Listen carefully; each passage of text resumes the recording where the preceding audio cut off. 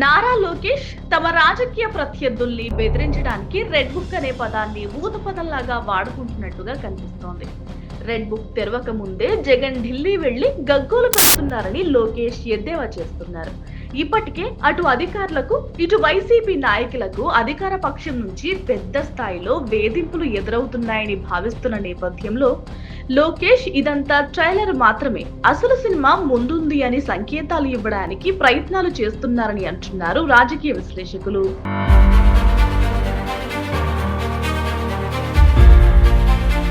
చంద్రబాబు నాయుడు అధికారంలోకి వచ్చిన తొలి నాటి నుంచి అధికారుల్ని వేధిస్తున్నట్టుగా అందరూ ఒక రకమైన భయంలో బతుకుతున్నారని వైసీపీ నేతలు అంటున్నారు.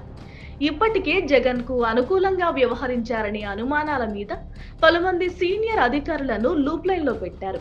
అడ్డగోలుగా ట్రాన్స్ఫర్స్ చేశారు. అవమానకరమైన రీతిలో ఇంటికి పంపారు. కేసులు పెడుతున్నారు కూడా. మొత్తంగా అధికారులను టార్గెట్ చేస్తున్నారనే అభిప్రాయం ప్రజల్లోకి తీసుకువెళ్లారు.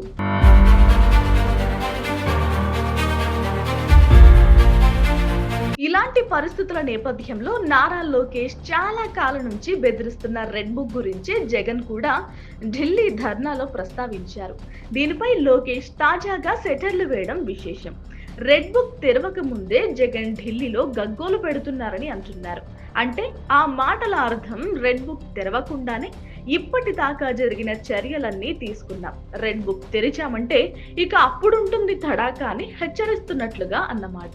మొత్తానికి నారా లోకేష్ రెడ్ బుక్ పేరుతో వైసీపీ కార్యకర్తలని, అభిమానులని చిత్రహింసలు పెట్టాలని డిసైడ్ అయ్యారని తనంతట తానే చెప్తున్నారని అంటున్నారు వైసీపీ నేతలు.